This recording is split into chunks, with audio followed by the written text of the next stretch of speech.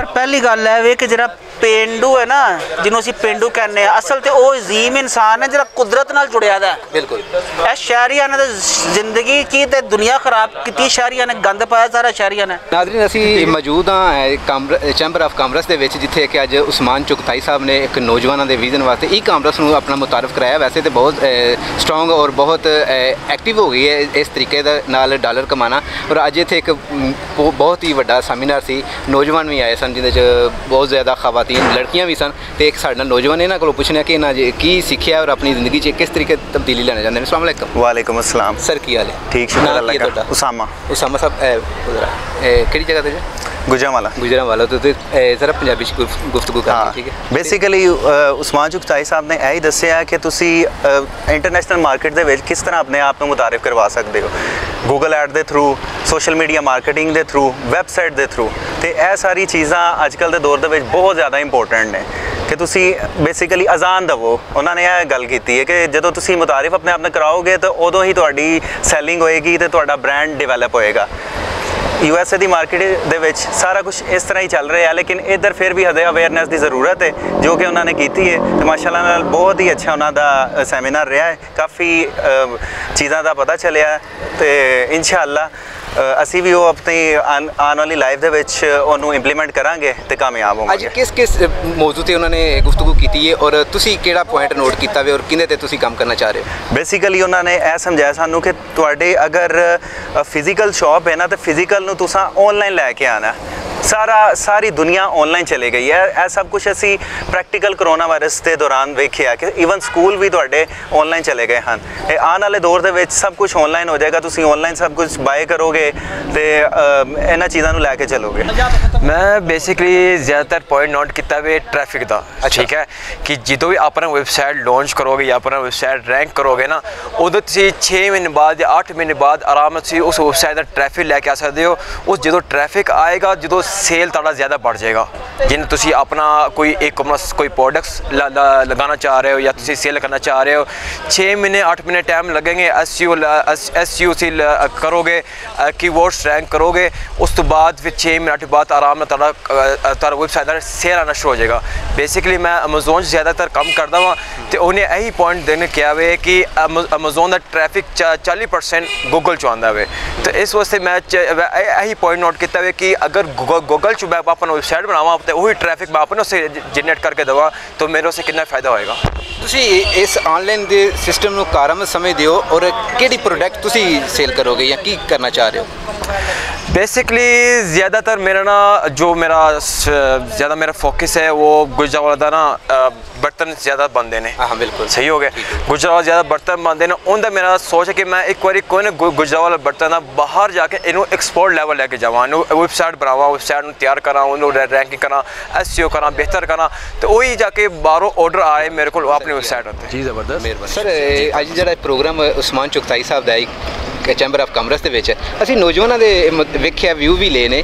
अच्छा इहदे च आम जड़े ने मसलन साड़ी उम्र के लोग भी इहदे च कोई फ़ायदा लै सकते हैं? जी ज़बरदस्त जी, बहुत ज़्यादा फ़ायदा लै सकते हैं। अजकल जी साड़ी नौजवान नस्ल और जी साड़ी नस्ल जी कि उस एज तो ज़्यादा है और तुहानू पता होवे कि सारे लोग जिहड़े ना वो मोबाइल का इस्तेमाल करते हैं। तो मोबाइल के इस्तेमाल नूं जिहड़ा अज दा एक फंक्शन सी उहदे दस्सिया गया कि तुसी मोबाइल का इस्तेमाल भी करो और पैसे किस तरह कमाने ने और उहदे मुतलक दस्सिया गया। उहदे मुतलक कुछ बिजनेस आइडियाज़ के मुतलक डिस्कस किया गया।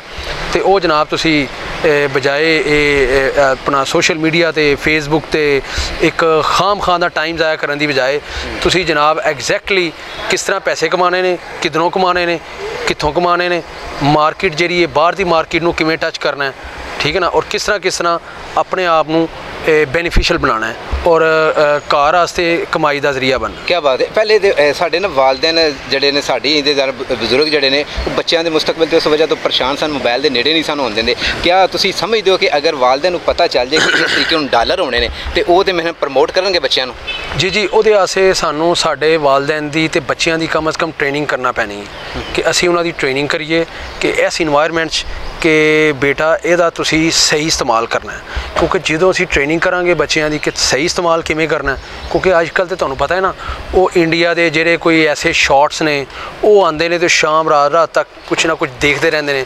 ਮੋਬਾਈਲ ਦਾ ਅੱਜ ਕੱਲ੍ਹ 90% ਜਿਹੜਾ ਨਾ ਮਿਸਯੂਜ਼ ਹੋ ਰਿਹਾ, ਤੇ ਕਮ ਅਜ਼ ਕਮ ਅਗਰ ਤੁਸੀਂ ਮੈਟ੍ਰਿਕ ਤੋਂ ਬਾਅਦ ਬੱਚੇ ਨੂੰ ਮੋਬਾਈਲ ਦਿਓ ਔਰ ਉਹਦੀ ਕਮ ਅਜ਼ ਕਮ ਨਾਲ ਟ੍ਰੇਨਿੰਗ ਕਰੋ ਔਰ ਉਹਨੂੰ ਕਮ ਅਜ਼ ਕਮ ਇਹ ਦੱਸੋ ਕਿ ਬੇਟਾ ਇਹਦਾ ਤੁਸੀਂ ਕੰਸਟਰਕਟਿਵ ਯੂਜ਼ ਕਿਸ ਤਰ੍ਹਾਂ ਕਰਨਾ ਹੈ, ਔਰ ਉਹ ਜਿਹੜਾ ਕੰਸਟਰਕਟਿਵ ਇਸਤੇਮਾਲ ਹੋਏਗਾ ਉਹਦਾ ਤੁਹਾਨੂੰ ਬਹੁਤ ਜ਼ਿਆਦਾ ਫਾਇਦਾ ਹੋਏਗਾ ਵੈਸੇ ਵੀ ਔਰ ਫਾਈਨੈਂਸ਼ਲੀ ਵੀ। क्या बात है। अज दे इस प्रोग्राम तो जो सैमीनार होया है की देखते जे कि ये तो बड़ा डिस्ट्रिक्ट है और बहुत आबादी के लिहाज नाल गुजरांवाला, इस तरह के छोटे मोटे प्रोग्राम आम विलेज भी होने चाहिए। ये जी हम इंशाल्लाह नेक्स्ट 5 जून को एक इंटरनेशनल इन्वायरमेंट डे आ रहा है, उसमें हम एक प्लान कर रहे हैं एक ऐसा इवेंट करवाएं जिसमें हमारे बच्चों की सोशल मीडिया की ट्रेनिंग भी हो और उसमें कम अज़ कम अपने बच्चों को ये चीज़ ज़रूर बताएं कि आपने बिज़नेस के साथ साथ पाकिस्तान के इन्वायरमेंट को देखना है, पाकिस्तान में वेलफेयर के कामों को देखना है।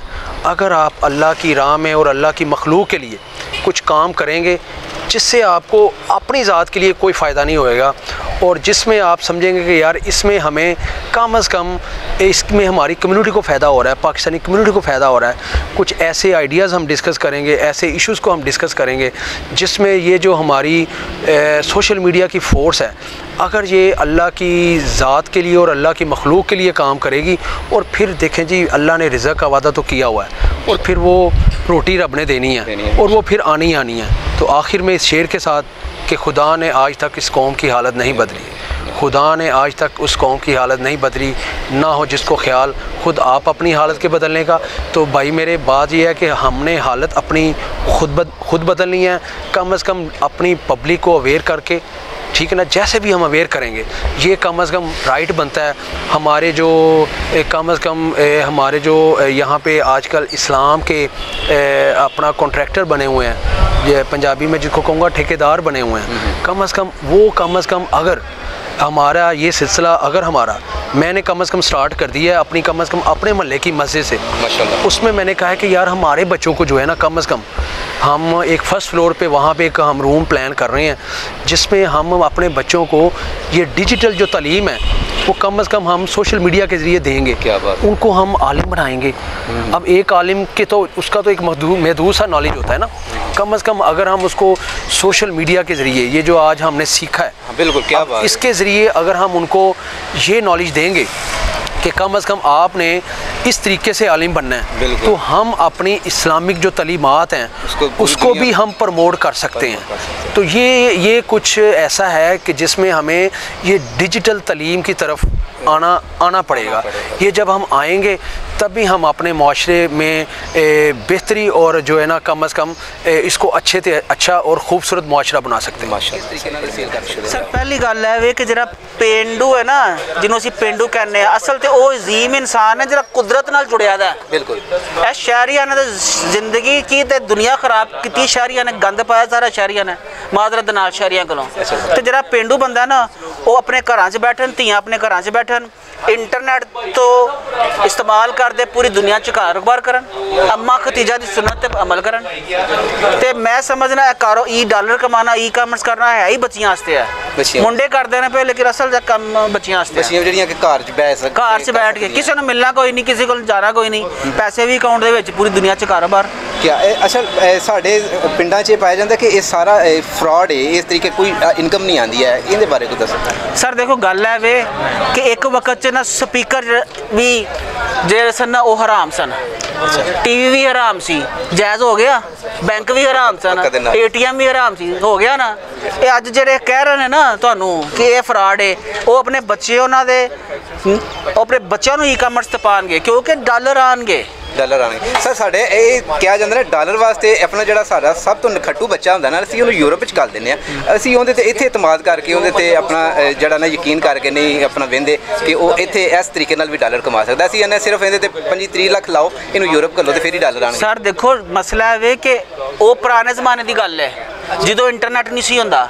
ਹੁਣ ਪਾਕਿਸਤਾਨ 'ਚ ਬੈ ਕੇ ਤੁਸੀਂ ਦੁਨੀਆ ਦੀ ਹਰ ਕੰਪਨੀ ਵਾਸਤੇ ਕੰਮ ਕਰ ਸਕਦੇ ਹੋ ਤੇ ਇਹ ਇੰਨੇ ਵੱਡੇ ਜਿਸਮ ਨੂੰ ਚੁੱਕ ਕੇ ਖੜਨ ਦੀ ਕੀ ਲੋੜ ਹੈ। 5 ਪਾਓ ਨੂੰ ਸਿਰਫ ਲੈ ਕੇ ਜਾਓ ਤੇ ਪੂਰੀ ਦੁਨੀਆ ਤੋਂ ਡਾਲਰ ਕਮਾਓ। ਜੀ ਅੱਜ ਦੀ ਨੌਜਵਾਨਾਂ ਦੇ ਆਪਣਾ ਇੱਥੇ ਆਉਣ ਦੇ ਕੀ ਮੁਸਤਕਬਲ ਕੀ ਵੇਖ ਰਹੇ ਹੋ ਮੁਸਤਕਬਲ ਦੇ ਵਿੱਚ? ਸਰ ਮੈਂ ਦੇਖ ਰਿਹਾ ਕਿ ਪਾਕਿਸਤਾਨ ਦੁਨੀਆ ਦੀ ਨੰਬਰ 1 ਮੰਡੀ ਬਣੇਗਾ ਇਨਸ਼ਾਅੱਲਾ e-commerce the. Thank you sir.